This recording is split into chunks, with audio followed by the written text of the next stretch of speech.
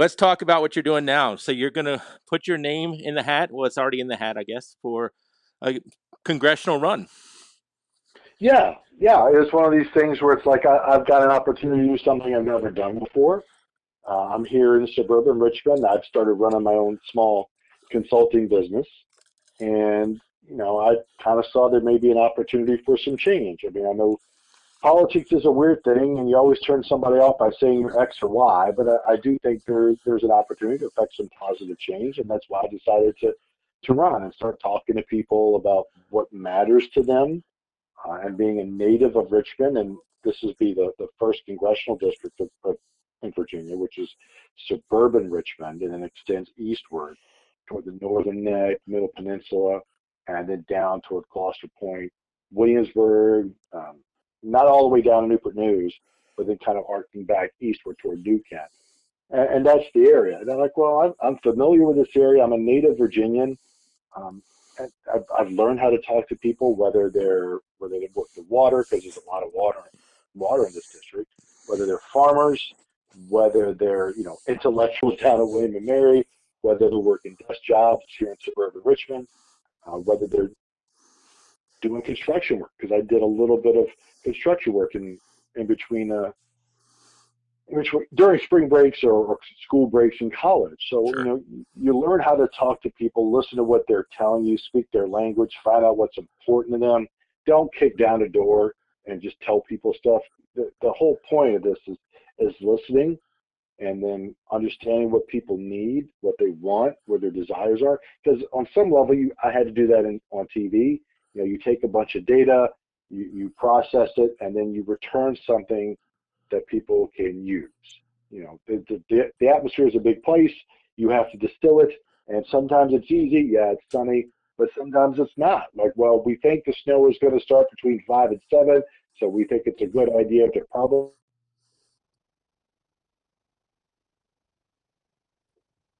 hurricane.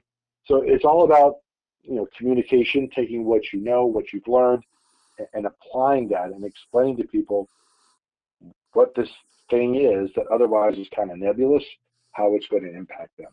Do you think people want I call it, well, I don't think I didn't come up with it, but it's called the KISS method of keep it simple, stupid. Do people want that nowadays? Absolutely. I mean, and it sounds a little crass, but you need to distill it into the most basic form so people can take the action they need. Don't oversimplify it, right? But simplify it enough where people can make sense of it and take action on it. Yeah, I don't want to read a 100-page book if you can tell me what I need to know in 2 paragraphs. No, exactly. And that's the job. When I was a meteorologist regularly on the air, you go through the data for 3 or 4 hours, and you put together the graphics so you can walk people through. This is what we've seen. This is what we know. This is how we think it's going to affect you. The end. Now And it's kind of the same thing. Yeah, this is for 2026 that we're looking at the congressional district, correct? that is correct. So it would be the midterms. Okay.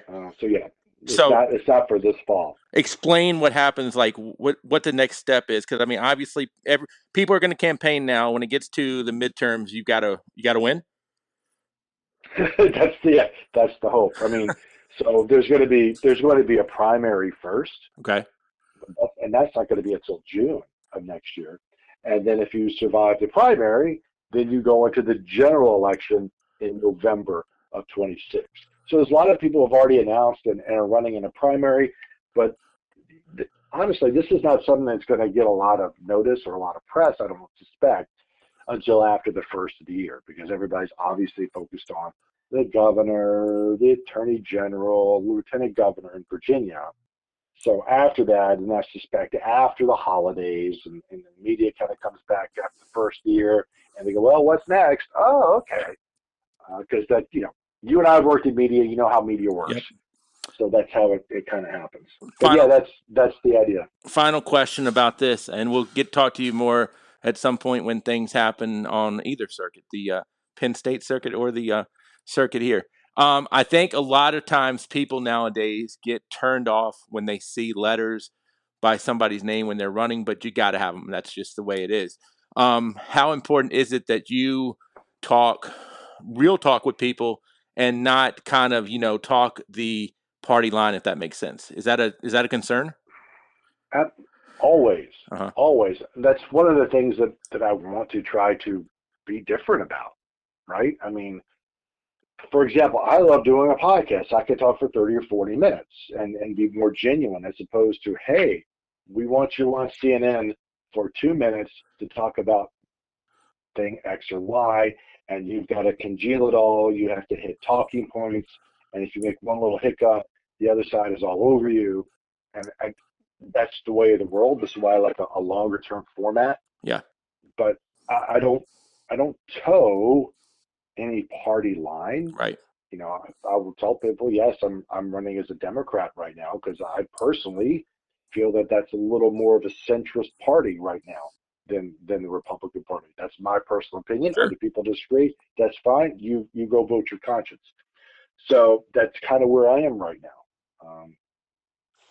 So I'll just kind of leave it at that. I want to talk to people what's really affecting them.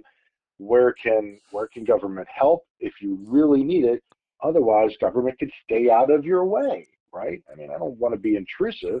It's the old classic. You need a little hand up for a tiny bit before you get you back on your feet, but not like hold you up for 30 years. We don't want that either. So that's kind of where I am. And you will be involved in no eating contests, whether it's hot dog or anything else. Okay, I will not do a hot dog eating contest. Now, having said that, I do plan. Well, it's going to be next month. I do plan to go to the Urbana Oyster Festival Hmm. in November, which is after the election this year. And I'll look. I'll go to a fish fry in a minute, man. I I'll don't go know if with I you. have any eat. Well, I'll tell you. I don't do eating contests, but I will tell you this: before I came to Channel 13, I was still at Channel 10. So this is years ago, and I think it was something in Bedford, but there was a shrimp eating contest, and I won. I think I won the shrimp eating contest, or I came in second.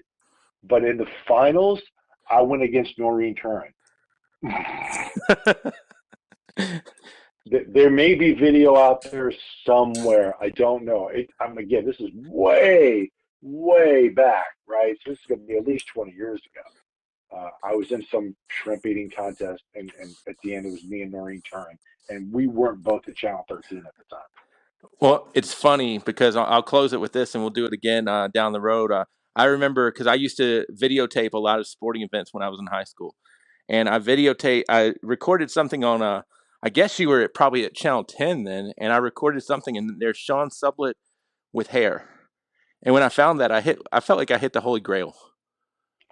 Oh my gosh. Well, here's the funny part is when I started at 13, I still had the hair, but it was thinning. It Right. was thinning really bad. Now I go back and watch myself on there. I'm like, this looks bad. This looks bad. I got to comb over. Let's just rip it all off. So this, I'm like 30 something. I'm like, let's just rip it off and be done and be done. And it was, to me, it's the right move. It's so much less stress. I will say, hat's very important. The right hat is very important. I've had 3 basal cell carcinomas removed Yep. from my head, so hats are very important. Remember the sunscreen, kids. Um, but hats, but you get to rock a different hat, and you just take that as your style. You can't do that on TV, right? They don't allow that. And when you say Otherwise, it's nice. when you say hat, we're talking like hat, not the caps are kind of out now. It's kind of like those I don't want to call it bucket hats, but the hat that goes all the way around your head, like Saturn's ring. Mostly, I try to do the flat caps. Okay. That's the look I'm going for now that I'm well into my 50s. I'm like, I need something that's age appropriate. Right. What works on this 55-year-old head of mine? Well, that flat cap's kind of good. They're stylish. They're a little bit different. They're acceptable. Almost vaguely European. So I was watching what? Oh shoot. Jeremy Clarkson. You know who Okay. Jeremy Clarkson is? Yeah. Hmm.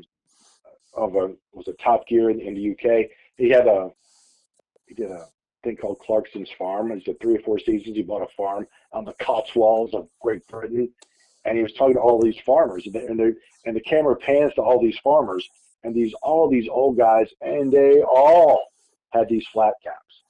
I'm like, that's the look. That is the look. I'm like, boom, there it is. It's gotten to me for the point of where I kind of don't care what I look like sometimes, as long as I'm protecting the old melon. Yeah, I mean, yeah. so anyway, hey, let's do this again sometime. I really appreciate your coming on, and anything we can do, please let me know. Thank you, Bob. Appreciate it. You take care now.